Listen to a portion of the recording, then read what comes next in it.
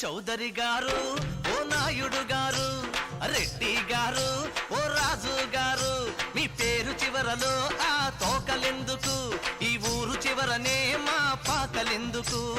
చౌదరి గారు, ఓ నాయుడు గారు, రెడ్డి గారు, ఓ రాజు గారు, మీ పేరు చివరలో ఆ తోకలెందుకు, ఈ ఊరు చివరనే మా పాకలెందుకు?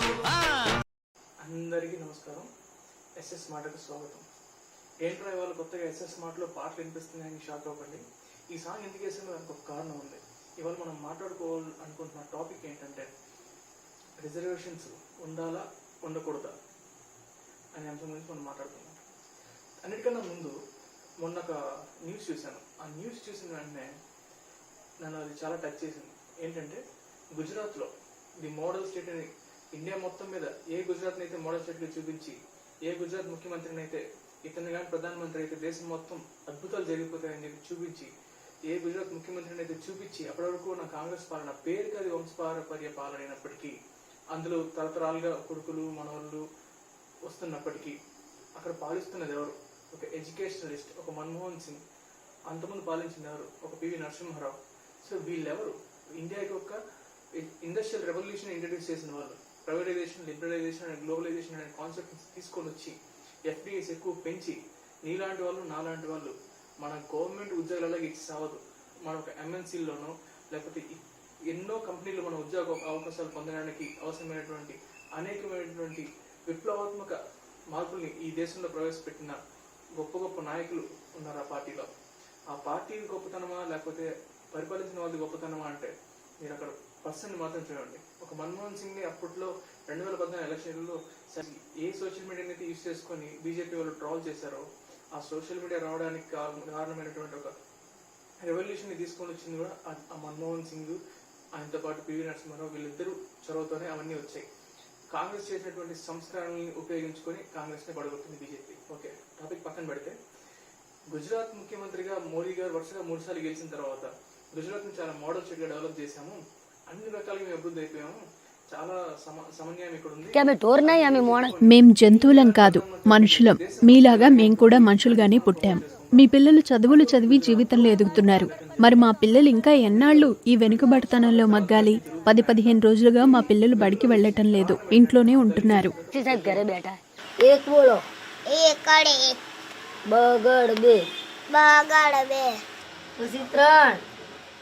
లీలాబేన్ గుజరాత్లోని బనాస్కాంఠా జిల్లాలోని అంగన్వాడా గ్రామంలో ఉంటారు. ఆమెది వాల్మీకి కులం. స్థానిక ప్రభుత్వ పాఠశాలలో తమ పిల్లలపై వివక్ష చూపుతున్నారని ఆమె అంటున్నారు. మీరు భంగివాళ్లు, పెద్ద కులస్తులతో కూర్చోడానికి వీల్లేదు. పెద్ద కులం పిల్లలు తాగే నీళ్లు కూడా మీరు తాగకూడదు. మీరు మీ వాటర్ బాటిల్, మీ ప్లేటు, గ్లాసు ఇంటి నుంచే తెచ్చుకోండి అని టీచర్లు అంటున్నారని మా పిల్లలు నాతో చెప్పారు. మీరు పెద్ద కులస్తులతో కలిసి కూర్చోకూడదు, మీరక్కడే కూర్చోవాలని అంటున్నారని పిల్లలు చెప్పారు. మా ఊళ్ళో ఇంకా అంటరానితనముంది. మా పిల్లలు దాన్ని ప్రతిరోజూ అనుభవిస్తున్నారు. తరగతులు ప్రారంభమయ్యాక ఒకరోజు మధ్యాహ్న భోజన సమయంలో లీలా కుటుంబ సభ్యులు కొన్ని ఫోటోలు తీశారు. ఆ ఫోటోల్లో మిగతా పిల్లలంతా ఒకవైపుంటే, వాల్మీకి కులానికి చెందిన 3 పిల్లలు మాత్రం ఒక మూలన కూర్చుని ఉండడం స్పష్టంగా కనిపిస్తోంది. ఇలా జరుగుతోందని నేను మా అమ్మతో చెప్పాను. టీచర్లు అలా వివక్ష చూపకూడదని మా అమ్మ చెప్పింది. 2వ తరగతికి వచ్చాక నేను స్కూలుకు వెళ్లిన ప్రతిరోజు వివక్షను ఎదుర్కోవాల్సి వచ్చేది. నేను ఈ విషయం గురించి మా అమ్మకు చెప్పినప్పుడు మా అన్నయ్యకు చెప్పి ఫోటోలు తీస్తే అందరికీ తెలుస్తుందని ఆమె చెప్పింది.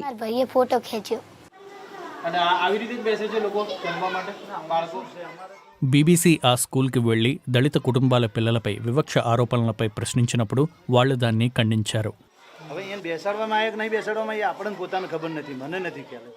అయితే లీలా వాల్మీకి స్కూల్ ప్రిన్సిపల్ రమేష్ ఠక్కర్పై బనాస్కాంఠా జిల్లా సిహోరీ పోలీస్ స్టేషన్లో కేసు నమోదు చేశారు. కేంద్ర ప్రభుత్వం విడుదల చేసిన లెక్కల ప్రకారం దేశంలో 2018-19 మధ్యకాలంలో 139,000 దళిత అట్రాసిటీ కేసులు నమోదయ్యాయి. నేషనల్ క్రైమ్ రికార్డ్ బ్యూరో లెక్కల ప్రకారం 2017లో గుజరాత్లో 1447 దళిత అట్రాసిటీ కేసులు నమోదయ్యాయి.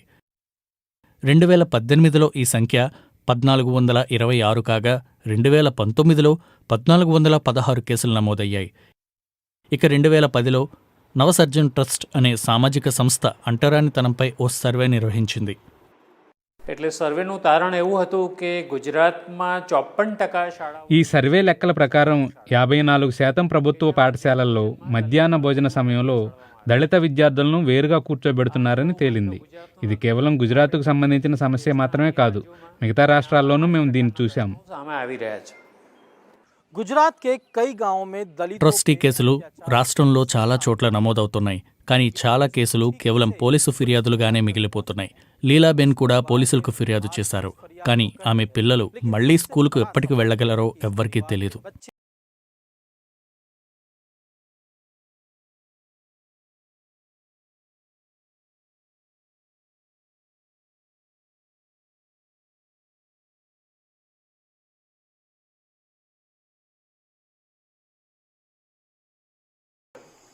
వాల్మీకి వర్గానికి చెందినటువంటి ఒక కుటుంబం. వాల్మీకి వర్గాన్ని గుజరాత్లో ఎస్సీ కమ్యూనిటీస్గా వాళ్ళు నోటిఫై చేయబడ్డారు. సో వీళ్ళు ఒక దళిత వర్గానికి చెందినటువంటి ఒక కుటుంబం, 3వ తరగతి చదువుకుంటున్న ఆడపిల్లలు, అలాగే ఒక తమ్ముడు. ఈ పిల్లల్ని స్కూల్లో వివక్ష చూపిస్తున్నారని చెప్పేసి పిల్లలు ఇంటికి వచ్చి తల్లిదండ్రులు చెప్పినప్పుడు ఆ తల్లి చాలా బాధపడింది. ఏంట్రా 2022లో ఉన్నాము, అన్ని కులాలు పోయాయి, అన్ని వివక్షలు పోయాయి, అందరూ సమానమే అని చెప్పేసి ప్రతి ఒక్కరు మైకులు వదలు కొట్టేస్తున్నారు, ఇంకా ఇవి ఉన్నాయా అంటే అనుభవించేవాడికి మాత్రమే తెలుస్తుంది అవి ఉన్నాయా లేవా అని. అలాగే ఆ వివక్షని చూపెట్టేవాడికి కూడా తెలుస్తుంది ఇవి ఉన్నాయా లేవా అని. ఏ వివక్ష వల్ల అయితే ఒకరికి అవకాశాన్ని దూరం చేస్తామో, ఏ వివక్ష వల్ల అయితే ఒకరికి అవకాశాన్ని సృష్టిస్తామో వాళ్ళకి ఖచ్చితంగా తెలుస్తుంది. కాకపోతే పైకి అందరూ సమానమే అని చెప్పి కళ్ళబొల్లి మాటలు చెప్తుంటారు. ఇవన్నీ సత్యాలు కావు. మనం ఇంకా మారలేదు, మనం ఇంకా నానాడికి పడిపోతున్న దానికి సజీవ సాక్ష్యమే ఈ ఇన్సిడెంట్. ఇక్కడ గుజరాత్లో ఒక చిన్న స్కూల్లో పిల్లల్ని మధ్యాహ్నం భోజన సమయంలో మీ ప్లేట్లు మీరే తెచ్చుకోవాలి, మీరు వాల్మీకి వర్గానికి చెందిన వాళ్ళు, మీకు కామన్ ప్లేట్స్ ఇవ్వడం కుదరదు, మీ ప్లేట్లు మీరే తెచ్చుకోవాలి, మీ గ్లాసులు మీరే తెచ్చుకోవాలి, అలాగే మిగతా పిల్లలకి దూరంగా ఒక మూలన మీరు కూర్చొని భోజనం చేయాలని చెప్పేసి ఆ పాఠశాలలో టీచర్లు ఆ పిల్లలకి చెప్పడం, వాళ్ళ ఇంటికి వచ్చి వాళ్ళ అమ్మకి చెప్పి మేము స్కూల్కి వెళ్ళమమ్మా అని చెప్పి తల్లి దగ్గర చెప్పి ఏడుస్తున్నారు.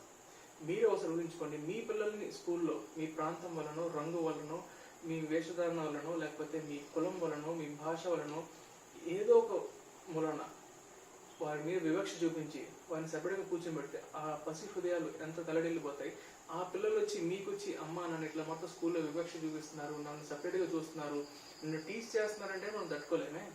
చిన్న వయసులో వాళ్ళని వివక్ష చూపెట్టి అంత పెద్ద ప్రిన్సిపాల్స్, టీచర్స్ వాళ్ళు ఏం చదువుకొని టీచింగ్ చేస్తున్నారో, ఏ ఉద్దేశంతో మొన్నే మనం గురు పౌర్ణమి చేసుకుని గురువులందరినీ పూజించుకున్నాం, ఏ ఉద్దేశంతో వీళ్ళందరికీ గురువులుగా అవుతున్నారో నాకైతే అర్థం కావట్లేదు. ఇక్కడ చిన్న పిల్లల్ని వారికి వివక్ష చూపించి వారిని దూరంగా కూర్చొని పెడుతున్నారు. సో ఇది ఆ తల్లి ఏం చేసిందంటే, మీ తమ్ముడికి ఫోన్ ఇచ్చామంటే తను వీడియో రికార్డ్ చేసుకొని వస్తాడు, మనం చెప్తే ఈ దేశంలో నోరున్న వాడికి న్యాయం జరుగుతుంది, బలమున్న వాడికే న్యాయం జరుగుతుంది. సో బలహీనుడికి న్యాయం జరగదు. ఈ దేశంలో చట్టాలు బలహీనులకు చాలా బలంగాను, బలవంతులకు చాలా బలహీనంగాను పనిచేస్తుంటాయని వాటికి మరొక ఉదాహరణ ఇది. సో వీళ్ళ గోడిని ఒక పోలీస్ స్టేషన్లో చెప్పుకోవాలన్నా, లేకపోతే ఎక్కడెక్కడో చెప్పుకోవాలన్నా సరే ఏం మాట్లాడుతున్నాం అట్లాంటివేం లేదు, ఇలాంటివేం జరగట్లేదు, చాలా సిల్లికి తీసుకొట్టి పారేసే అవకాశం ఉంది. కాబట్టి ఆ తల్లికి చదువు లేకపోయినా సరే స్మార్ట్ ఫోన్ చేతిలో ఉన్న ఒక మూలాన ఆ తల్లి ఆ బిడ్డలకి ఆ ఫోన్ ఇచ్చి వీడియో మొత్తం రికార్డ్ చేసుకోవడం మంది చాలా నీట్గా ఫుటేజ్ మొత్తం రికార్డ్ చేసుకొని వచ్చారు పిల్లలు. వాళ్ళు చూస్తే ఆ ఫుటేజ్ మీరు వీళ్ళని మాత్రం సపరేట్గా కూర్చొని పెట్టి మిగతా పిల్లలతో వీళ్ళని కలవనీయకుండా వీళ్ళకి వివక్ష చూపిస్తున్నారు. ఇటువంటి సమాజంలోనే మనం బతుకుతోంది. ఇది గుజరాత్లో జరుగుతుంది. మోడల్ స్టేట్, ఏ స్టేట్ని అయితే చూపించుకొని మన వాళ్ళు ఎదిగారో అటువంటి మోడల్ స్టేట్లో జరుగుతుంది. ఈ ఒక్క స్టేట్లోనే కాదు, దీనికి సంబంధించి ఆ స్టేట్లో ఉన్నటువంటి ఒక ఎస్సీ ఎస్టీస్ ఒక హక్కుల కోసం పోరాడే వాళ్ళని కలిసినప్పుడు వాళ్ళు చెప్పిన మాటలు ఏంటంటే, ప్రతి సంవత్సరం ఇక్కడ కొన్ని వందల కేసులు నమోదవుతున్నాయి. 2016 నుంచి చూసుకుంటే 1400, 1500, 1400, 1500 ఈ లెక్కన ప్రతి సంవత్సరం ఇన్ని కేసులు పోలీస్ స్టేషన్లో ఎఫ్ఐఆర్ వరకే మిగిలిపోతున్నాయి. కానీ వాటికి సరైన యాక్షన్ తీసుకోవడం కానీ న్యాయం జరగడం కానీ జరగడం లేదు. చిన్న చిన్న అక్కడ సెటిల్మెంట్ చేసుకుని వెళ్ళిపోతున్నారు, ఇంకోసారి జరగదులేండి ఇట్లాగని చెప్పేసి. కాకపోతే మనం ఇక్కడ ఆలోచించాల్సింది ఏంటంటే, గురువుల స్థానంలో ఉన్న వాళ్ళు వాళ్ళ వయసుకి, వాళ్ళ విజ్ఞతకి చదువు జ్ఞానాన్ని ఇవ్వాలి కానీ, సంస్కారాన్ని ఇవ్వాలని కానీ ఇటువంటి వివక్షను చూపించమని చదువు ఇవ్వనే అవ్వదు. వీళ్ళు జస్ట్ డిగ్రీ హోల్డర్స్ మాత్రమే. జస్ట్ ఎగ్జామ్కి వెళ్తారు, పక్కన పేపర్ చూసి కాపీ కొడతారు, లేదా మనం కరెక్షన్లు మన వాల్యుయేషన్ ఎలా ఉంటే మనకు తెలియదు కాదు కదా. మీ కాలేజెస్లో, మీ యూనివర్సిటీలో ఎటువంటి వాల్యుయేషన్స్ జరుగుతాయి మీకు చాలా పక్కాగా తెలుసుంటుంది. ఏమొచ్చినా రాకపోయినా క్వశ్చన్ పేపర్ 10 సార్లు తిప్పి రాస్తే పాస్ అయిపోతాం. 2 సార్లు రివాల్యుయేషన్ ఫీజులు సప్లిమెంటరీ ఫీజులు కడితే పాస్ చేసేస్తారు. చేతిలో డిగ్రీలు పట్టుకుంటాం, వాళ్ళు వెళ్తే పైరువేలు చేస్తాం, ఉద్యోగాల్లోకి వస్తాం, పిల్లల మీద వివక్ష చూపిస్తాం. సో ఇంకా మనమున్న సమాజంలో కుల వివక్ష అనేది అడుగడుగునా ఉంది. ఇది ఇటువంటి ఎవిడెన్స్తో సహా దొరికినప్పుడు మాత్రమే ఉందా అని తేలిక తీసుకుంటాం. ఎవిడెన్స్ లేకుండా చాలా మంది చెప్పినప్పుడు భలేవాడు అలాంటివి ఏం లేదు, ఏదో అలా జరిగిపోయింటుంది, అసలు వేరే అయి ఉంటుంది, నీకు తెలియకుండా ఊరికే మాట్లాడకు అని చాలా మంది అనుకుంటారు. ఇకపోతే నేను మీకు ఈ ఎపిసోడ్ స్టార్టింగ్లో ఒక సాంగ్ వేసాను, ఇప్పుడు ఇంకొక సాంగ్ వేస్తాను. ఈ సాంగ్కి స్టార్టింగ్లో ఉన్న సాంగ్కి మీరు యూట్యూబ్లోకి వెళ్ళి కింద కమెంట్స్ ఏమన్నాయి చూడండి. నేను ఫస్ట్లో వేసిన సాంగ్ కింద అబ్బా దాసనారాయణ గారు ఏం తీసాడు రా, ఈ రోజులో ఇలాంటి సాంగ్ తీసే దమ్ము ధైర్యం ఎవరికైనా ఉందా, అసలు చాలా దారుణం రా, అసలు దేవుళ్ళలో ఒక్కడైనా దళితులు లేకపోయే, అసలు ఏం లిరిక్స్ రాశారు రా, ఇలాంటి సాంగ్ నేషనల్ అవార్డు రావట్లేదు ఏంట్రా అని కొన్ని వస్తాయి, అన్ని పాజిటివ్ మెసేజెస్ ఉంటాయి. అండ్ ఇప్పుడు వేసిన సాంగ్కి, ఇప్పుడు వేసిన ఎపిసోడ్కి, ఇప్పుడు వేసిన వీడియో క్లిప్పింగ్కి కింద కమెంట్స్ అన్ని ఎలా ఉంటాయంటే, రిజర్వేషన్స్ వల్లే దేశం వెనక్కి వెళ్ళిపోతుంది, రిజర్వేషన్స్ వల్లే దేశం సర్వనాశనం అయిపోతుంది, 100 మార్కులు వచ్చినప్పుడు కూడా మాకు సీట్ రాదు కానీ 40 మార్కులు వచ్చినప్పుడు వాటికి సీట్ వచ్చేస్తుంది అని చాలా సోది కబుర్లు కిందంతా వరుస కమెంట్లు ఉంటాయి.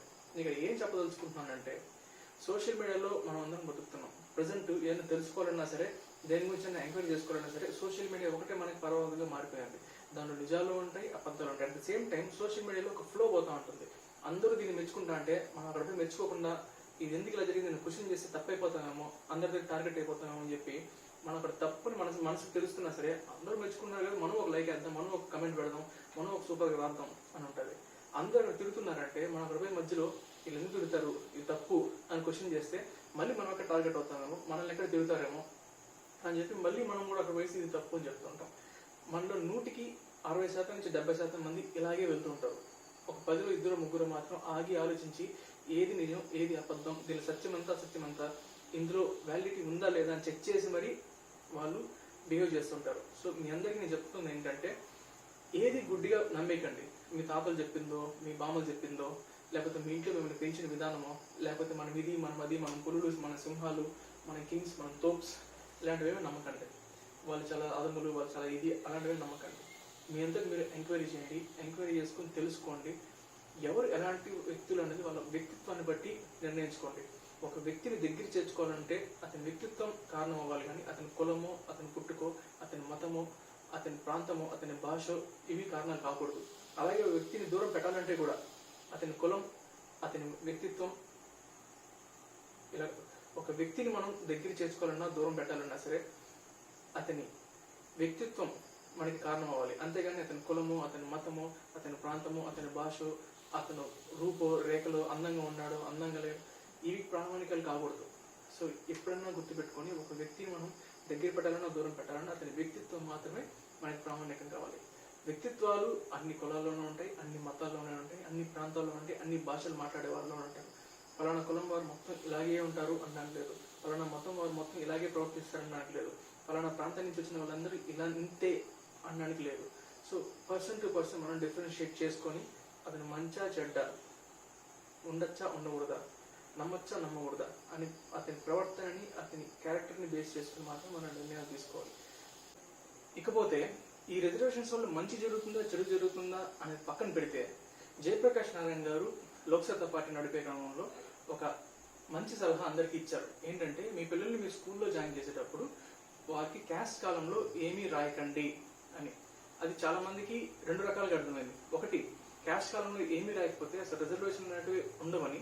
2, మనకి అంబేద్కర్ గారు ఇచ్చింది 4 కేటగిరీస్. అంబేద్కర్ గారు మనకి కులాలు ఇవ్వలేదు, అంబేద్కర్ గారు మనకి వర్గాలు మాత్రమే ఇచ్చారు. నువ్వు forward caste, forward like other కమ్యూనిటీయా, లైక్ ఓసీయా, ఎస్సీయా, ఎస్టీయా, బీసీయా, ఇవి 4 మాత్రమే ఇచ్చారు మనకి. మైనారిటీస్ బీసీసీ అని చెప్పి సెపరేట్గా దాంట్లోనే పెట్టారు. బీసీలు మళ్ళీ వర్గాలను డివైడ్ చేశారు. నువ్వు ఎయిదర్ ఈ 4 ఎనీ ఆఫ్ దిస్ 4 ఈ 4 కేటగిరీలో మాత్రమే నువ్వు ఉండాలి, కానీ ఏ కులంలో ఉండకూడదు. కానీ మన రాష్ట్ర ప్రభుత్వాలు, మన స్కూల్స్లో, మనకి 10th క్లాస్లో మనకి సర్టిఫికేట్ కోసం తీసుకునేటప్పుడు ఓసీ పక్కన నువ్వు బ్రాహ్మణ, వైశ్యాన, కాప, కమ్మ ఇవి చెక్ చేసుకుంటారు. నువ్వు ఎస్సీ, నువ్వు మాల, మాదిగ, లేకపోతే ఏంటి, దాంట్లో కూడా చాలా ఉన్నాయి. నువ్వు ఎస్టీ, దాంట్లో కూడా చాలా ఉన్నాయి. నువ్వు బీసీ, నువ్వు చాకల లేకపోతే మంగళ, ఇట్లా దాంట్లో కూడా చాలా ఉన్నాయి. సో ఈ కాస్ట్ అనే కాలాన్ని తీసామని చెప్పారు జయప్రకాష్ నారాయణ గారు. కొందరికి అర్థమైంది అసలు ఏమీ రాయొద్దు అని చెప్పేసి అన్నారు. దానివల్ల అందరూ మనం ఏమి ఇవ్వకపోతే స్కూల్ వాళ్ళు బై డిఫాల్ట్గా ఓసీ వేస్తారు. సో ఎందుకోసం అంటే రిజర్వ్డ్ కేటగిరీ వాళ్ళు ఎవరు తెలుసుకొని వాళ్ళకి రిజర్వేషన్స్ అమలు అయ్యే విధంగా ఉండడం కోసం మాత్రమే స్కూల్లో మన మెట్రికులేషన్ సర్టిఫికేట్స్లో మనం రిజర్వేషన్ గురించి మెన్షన్ చేయాల్సి ఉంటుంది.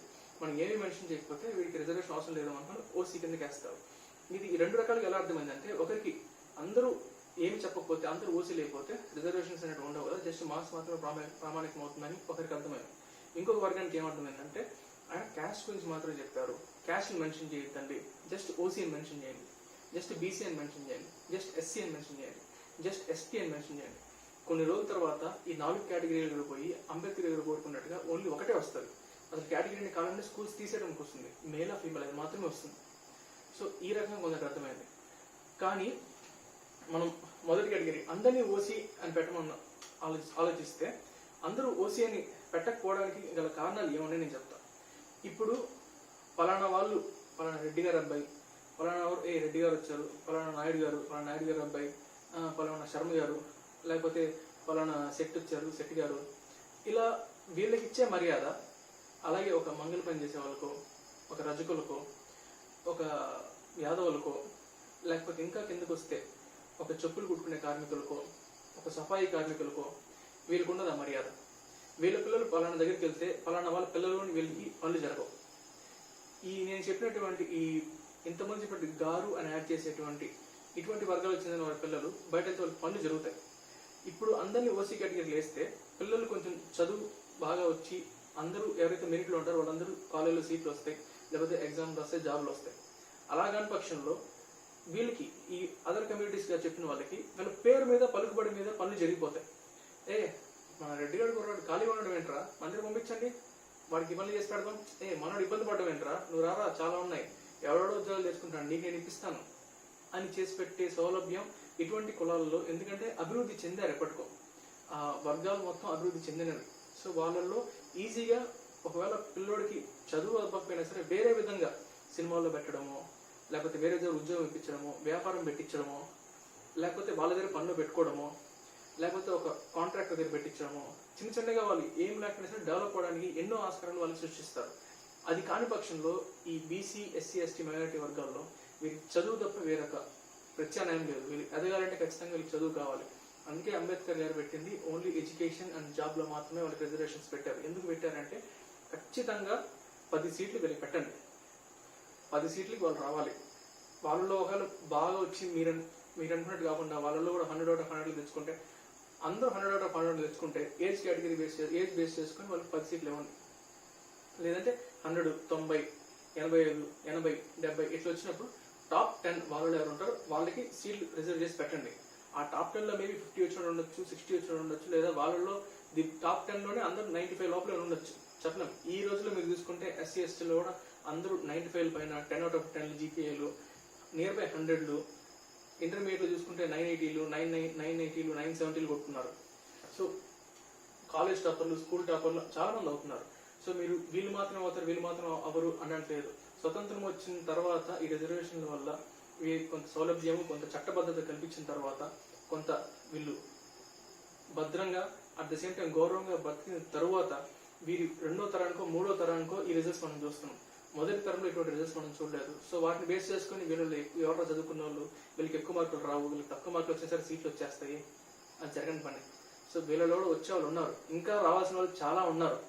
సో వీళ్ళకి ఖచ్చితంగా 10 సీట్లు కావాలంతే. వీళ్ళు చదవాలి, వీళ్ళు చదివిన తర్వాత కూడా ఉద్యోగాలు ఖచ్చితంగా 2 ఉద్యోగాలు 3 ఉద్యోగాలు రిజర్వ్ చేసి పక్కన పెట్టాలంతే.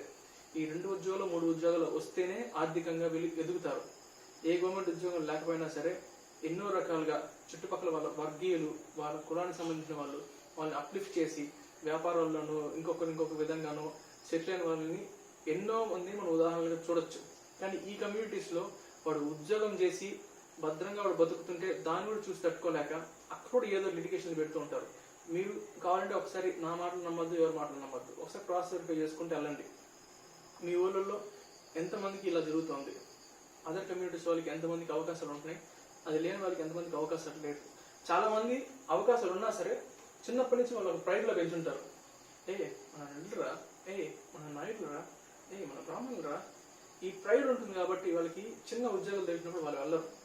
కానీ ఈ వర్గాలకు చెందిన వారు, నిమ్న వర్గాలకు చెందిన వారు, అణచివేయబడ్డ వర్గాలకు చెందిన వారు, వారికి చిన్న అవకాశాలు దొరికినా సరే వాళ్ళు వెళ్తారు. ఒక స్వీపింగ్ వర్క్ ఇచ్చినా వాళ్ళు వెళ్తారు. కానీ వీళ్ళు స్వీపింగ్ వర్క్ ఇస్తే వెళ్ళరు. వీళ్ళకి ఏదో కాలు మీద కాలు వేసుకొని చేసే వర్క్లు కావాలి, లేదా ప్రొక్యురేటర్ లాంటి వర్క్లు కావాలి. ఒకరి కింద వీళ్ళు పని చేయకూడదు. ఇటువంటి ఉన్న సెక్షన్ ఒక 10% ఖచ్చితంగా ఉంటారు. సో వీళ్ళకి అవకాశాలు చూపించినా వీళ్ళు వెళ్ళరు. అలాంటి వాళ్ళని చూపించి మనం వీళ్ళకి ఉద్యోగాలు రావట్లేదు, వీళ్ళు ఎదగట్లేదు అని చెప్పలేం. అలాగే వీళ్ళలో పేదలు లేరని నేను చెప్పటం లేదు. కానీ ఈ మధ్య మనం చూసినట్టు ఈడబ్ల్యూఎస్లో అగ్రవర్ణ పేదలు అని చెప్పారు. అగ్రవర్ణ పేదలు అంటే 10 లక్షల యాన్యువల్ ఇన్కమ్ ఉండొచ్చంట, 5 ఎకరాల నుంచి 10 ఎకరాల వరకు భూమి ఉండొచ్చంట, 2 సొంత ఇల్లులు ఉండొచ్చంట, 2 కార్లు ఉండొచ్చంట. ఇన్నుంటే పేదోడు ఎలా అవుతాడు? ఓహో, ఈ వర్గాల్లో ఇన్నుంటే పేదోడు. కానీ మిగతా వర్గాల్లో 2 లక్షలు 3 లక్షలు ఉంటేనే 50,000 ఉంటేనే వాడు పేదోడి కింద లెక్కేస్తున్నారే. వాడికి 2 లక్షలు మీద ఇన్కమ్ వచ్చినా సరే వాడికి వైట్ రేషన్ కార్డు తీసేస్తున్నారే. వాడికి 5 లక్షల మీద ఇన్కమ్ ఉంటే వాడికి ఏ బెనిఫిట్స్ ఇవ్వట్లేదే. వాడికి ఒక సొంత కారు ఉంటే అన్ని పథకాలు ఆపేస్తున్నారే. మరి వీళ్ళు మాత్రం ఎలా పేదవాళ్ళు అవుతారు? సో అలాగా ఎప్పటికప్పటికి మనకి రాజకీయ నేతలు మనల్ని మోసం చేస్తూనే వస్తున్నారు. సో మనం కూడా ఎలా అయిపోయామంటే, నీకు ప్రైడ్ ఏంటి అంటే నువ్వు కష్టపడి సంపాదించుకునేది కాదు, నీకు బై బర్త్ వచ్చేసింది, నువ్వేదో బై బర్త్ ఆ కమ్యూనిటీలో గుట్టేశావు, నీకు అది ప్రైడ్. నాయుడులో, రెడ్డిలో, బ్రాహ్మణులో, నువ్వు పుట్టుకతో నీ ప్రైడ్ కానీ, నీ పుట్టుకతో నిన్నెవరు తక్కువ చేయడం కానీ ఏమి ఉండవు. అలా ఏమన్నా నువ్వు అనుకుంటే అది నీ ఫూలిష్నెస్ అని నీ అమాయకత్వం మాత్రమే అవుతాయి. నీ స్వతహాగా నువ్వు ఏదైతే సంపాదించుకుంటావో, నీ స్వతహాగా నువ్వు ఏదైతే ఎర్న్ చేసుకుంటావో అవి మాత్రమే నీవు అవుతాయి. నీ కులాన్నో, నీ వర్గాన్నో, లేకపోతే ఉపయోగించుకోనో, లేకపోతే మనోడంచి పనులు చేయించుకోవడమో ఇవి నీవు ఎప్పటికీ అవ్వవు. సో నీ స్వతహాగా నీ కష్టార్జితంతో నువ్వు సంపాదించుకుంటే నీవు అవుతాయి. సో కాబట్టి ఇన్ని ఫెసిలిటీస్ ఈ పక్క ఉన్న వాళ్ళకు ఉంటే ఈ పక్క ఉన్న వాళ్ళకి ఏమీ లేవు.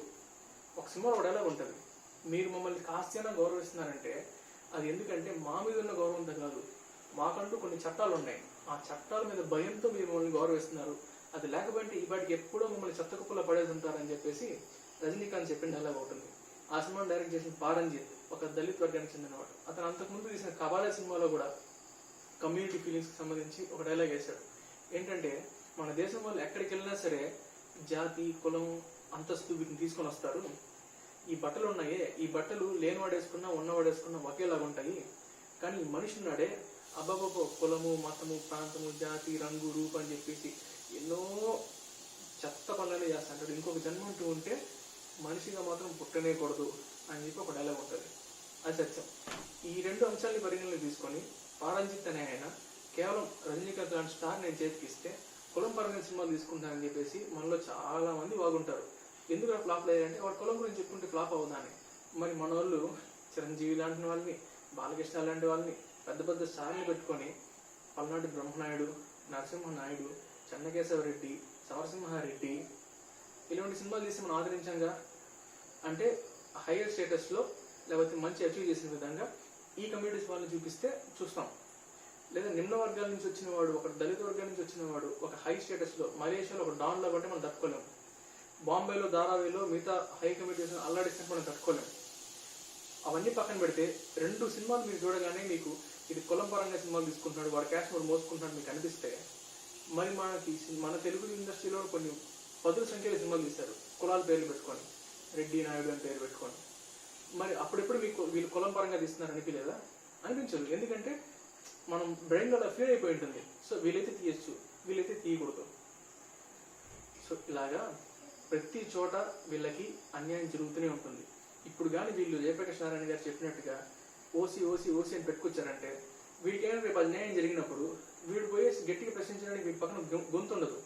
వీడి పక్కన ఉన్న చట్టం కూడా వీడికి పనిచేయదు. ఎందుకంటే నువ్వు ఎస్టీ కాదు కదా, నువ్వు ఎస్టీ కాదు కదా, నువ్వు బీసీ కాదు కదా, నేను ఇట్లా చేశారని చెప్పడానికి నీకు స్పెషల్గా ఒక చట్టం ఏం లేదు కదా, ఒక చట్టం ఉన్నా సరే నీకు వర్తింపు చేయలేం కదా అని చెప్పి వీడికి చట్టం వర్క్ అవ్వదు.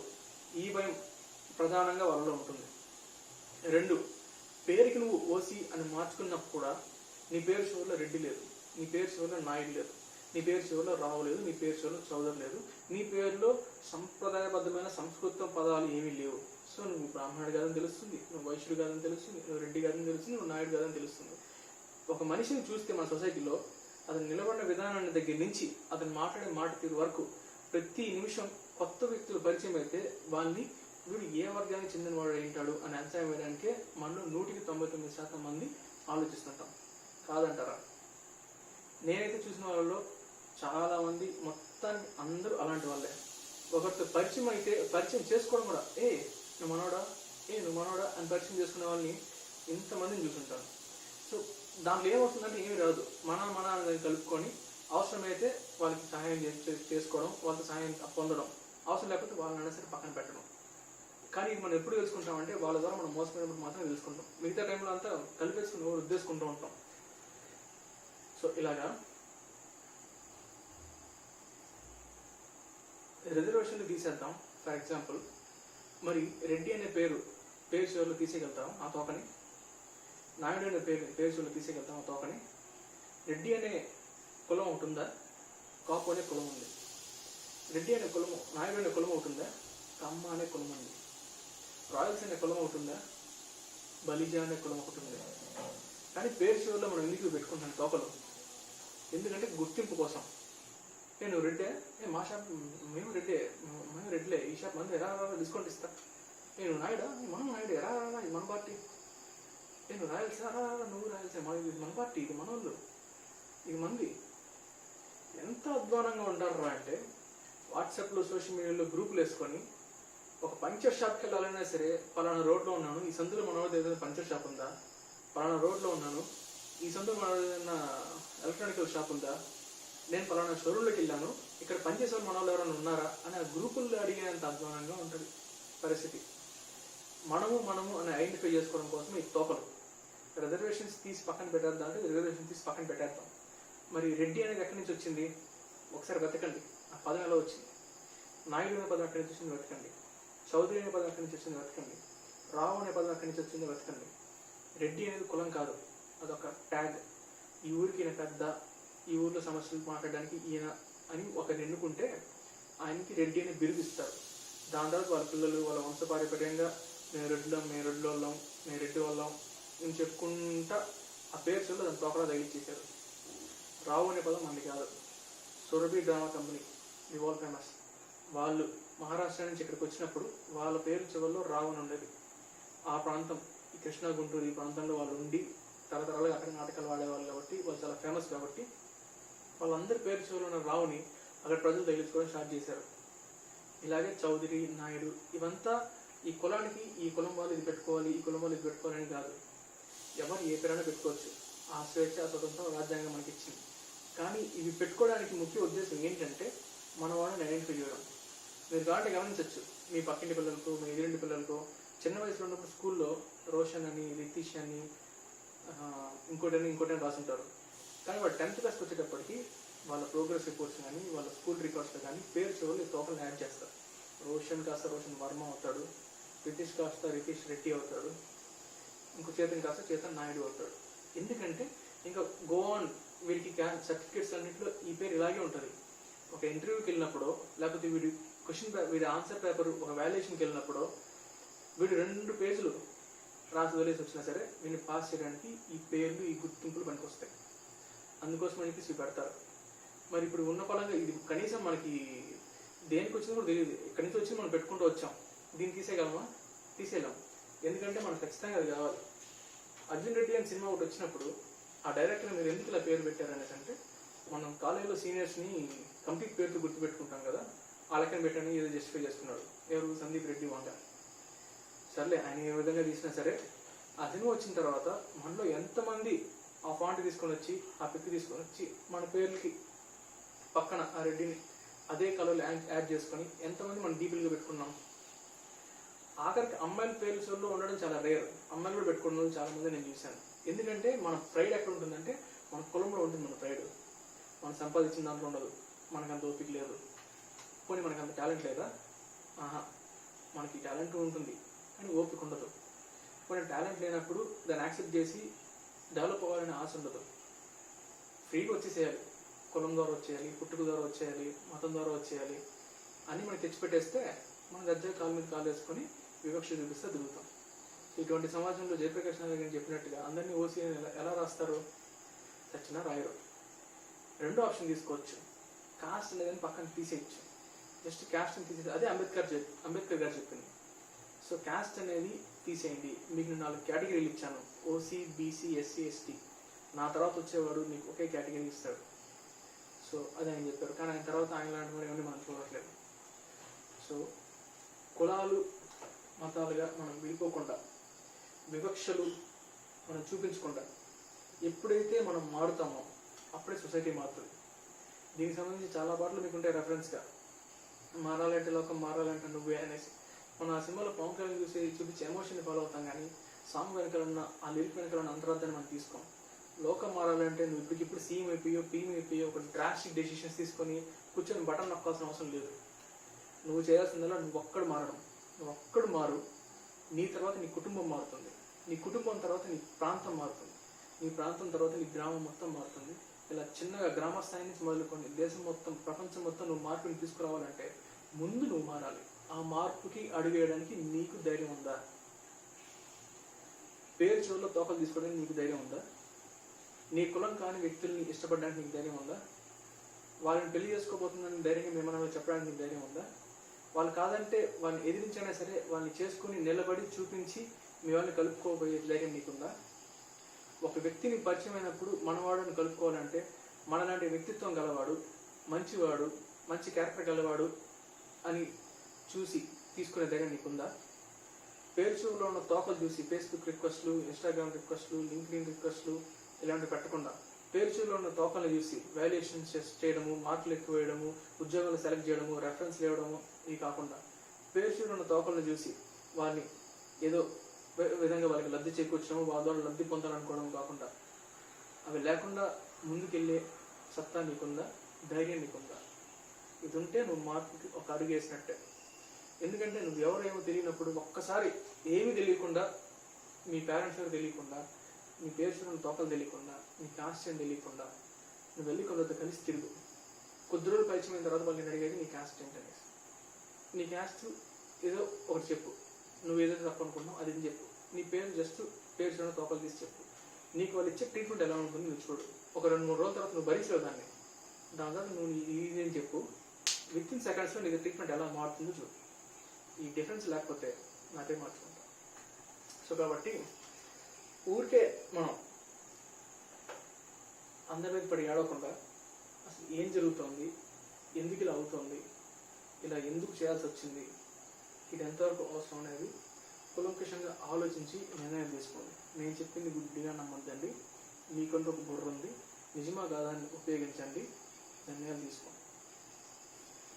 జనగణమన.